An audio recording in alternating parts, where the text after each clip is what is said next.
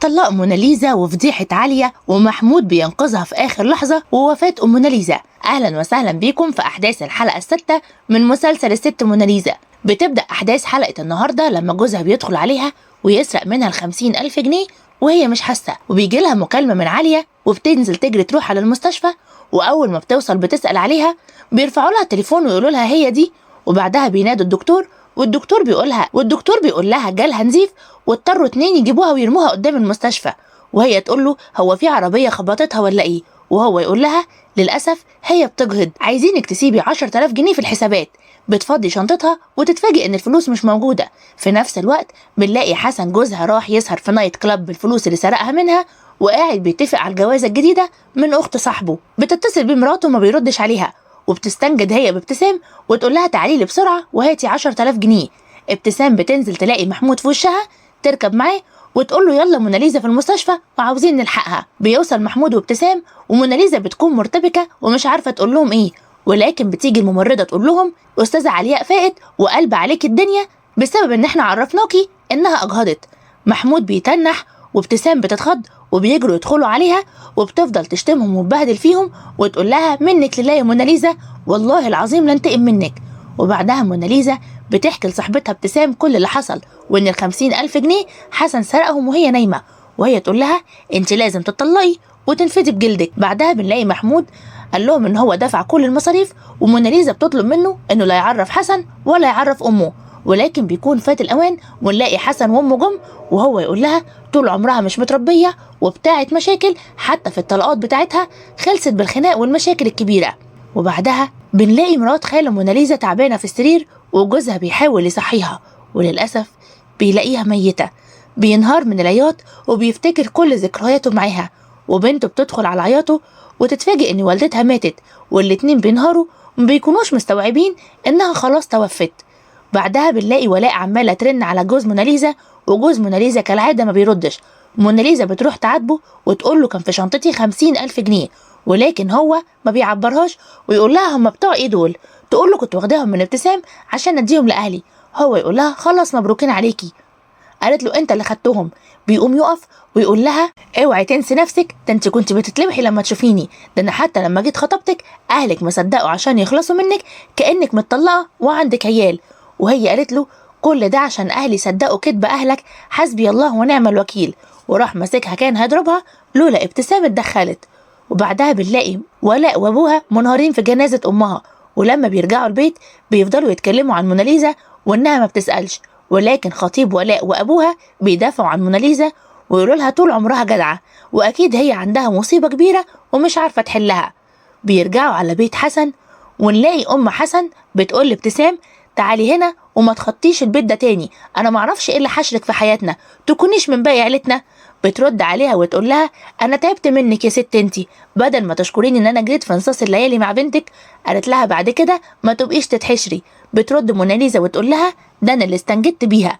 بتخرج بره وبيخرج محمود من اوضته يزعق لهم ويبهدلهم، يقول لهم هو انتوا ازاي بتناموا على المخده كده؟ يعني انتوا عمالين تهزقوا في الكل وتشتموا الكل وسايبه السفله بنتك اللي مش متربيه. بتقوم اخته وتزعق له وتقول له اياك تنسى انك بتتكلم قدام اختك الكبيره وهي عيلت قوي كده. وهو يقول لها قسما بالله لو خرجتي من البيت ده تاني هكون قتلك. وهي تقول له قتل بقتل. تدخل وتشد السكينه وبتكون عايزه تقتله، ولكن حسن اخوها الكبير بيتدخل ويشدها ويقول لها كفايه فضايح. وهي تقول له فضايح؟ الفضايح اللي بجد يا حبيبي لسه هتتعمل. وتروح لموناليزا وتقول لها هو انت فاكره يا حلوه ان جوزك ده اشتراكي ولا بيحبك؟ ده اشتراكي عشان الارض، ولا بيحبك ولا نيله، ومش شايفك غير سلعه واحده، يعني لولا الارض كان سابك ورماكي زي ما سابك وانت صغيره، لكن هو جالك وفكر فيكي عشان الارض اللي عمرك ما هتطوليها، انت من غير الارض مالكيش قيمه يا موناليزا. وتفضل تزعق لها وموناليزا بتتصدم.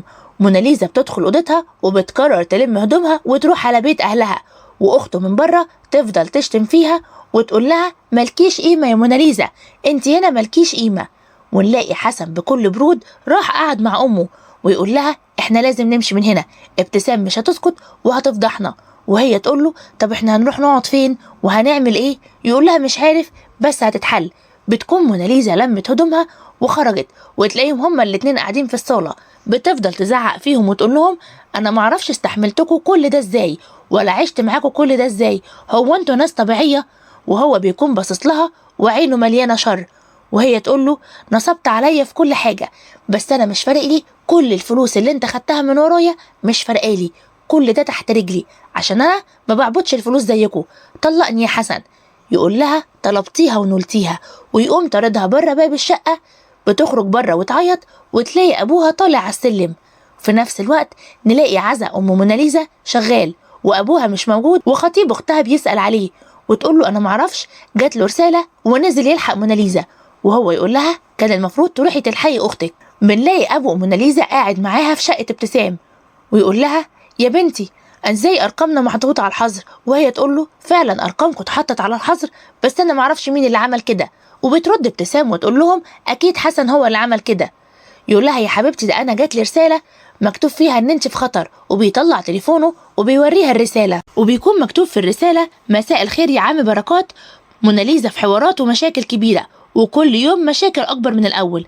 انا هبعت لك دلوقتي لوكيشن وعنوان البيت اللي هي ساكنه فيه. طبعا انت فاكر انها ساكنه وعايشه في قصر، والكلام ده مش صح، هي في مكان شعبي وعايشه في بيتها مع جوزها مع حسن واهله، عشان لما توصل ما تفتكرش ان العنوان غلط. تعال لها دلوقتي لانها في خطر. بتقرا الكلام ده موناليزا وبتكون شاكه في ابتسام، وابتسام تقول لها طب شوفي رقم مين، ولما بتعمل سيرش عنه بتعرف انه محمود اخو حسن. ابوها بيكون مستعجب ويقول لها ليه؟ طب ليه كاتبه من الاول؟ كانوا طمعانين فينا. بترد عليه بنته وتقول له كانوا طمعانين فينا احنا، كانوا طمعانين في الارض اللي مش هاخدها من المحافظه، وفاكرين ان انا هاخدها قريب. بيستعجب اكتر ويقول لها قسما بالله لاجيب لك حقك تلت ومتلت. ولكن هي بتهديه، وبيجيله مكالمه من خطيب بنته بيقول له انا خلاص جهزت الصوان. وهو يقول له ولا عاوزني اجل؟ قال له انا جاي لك مسافه السكه. طبعا موناليزا بتكون مش فاهمه اي حاجه. وبعدها بنلاقي حسن وامه قاعدين في البيت ولا على بالهم، وتقول له اهي غارت خدت الشر وراحت، يعني كنا خدنا منها كام يعني؟ يقول لها خدنا ملاليم والله يا ماما. تقول له نعم، وال150,000 جنيه غير ال50,000 جنيه اللي انت خدتهم منها. بيغير الموضوع ويقوم يقول لها ما كان في 250,000 جنيه هناخدهم من صاحب المطعم، وهي اللي خربت الدنيا. امه تقول له وش فقر، هنعمل ايه يعني؟ احنا كده طلعنا من المولد بلا حمص. وهو يبص لها ويقول لها عيب عليكي لسه في حمص. تقول له والنبي، وتقوم تتكلم معاه ويقول لها راغب صاحبي اخته وارثه قرشين كويسين من جوزها وخارجه منه بغله زي الفل، انا بقى هتجوزها واقسم معاه. راحت قالت له طب ما تضحك على صاحبك. قال لها ده صاحبي ده هو اللي زققني عليها. بيسمعهم محمود ويخرج لهم ويقول لهم هو انتوا ناس طبيعيه؟ اهو الراجل ده شبهكم. بيتعصب عليه اخوه ويقوم يضربه ويقول له على فكره انت رميت موناليزا هي واللي في بطنها، وعلى فكره ربنا هيجيب حقها، كلمه الحق في البيت ده بتزعل، وانا ما سكتش وبعت رساله لخال موناليزا عشان يجي يلحقها منكم. بينزل في ضرب ويقول له انت ليه بتتصرف من دماغك؟ يقول له هو ده اللي عندي اذا كان عاجبكم. ونلاقي موناليزا وصلت تحت بيتها هي وابوها، والعزا بيكون منصوب، ولكن هي بتكون مش فاهمه اي حاجه. بتستغرب الوضع وتفضل تسأل على امها وتقول لهم هو العزا ده معمول عشان مين؟ طب هي امي ليه مش واقفه وسط العزا ده؟ ولكن ابوها بيكون منهار من العياط.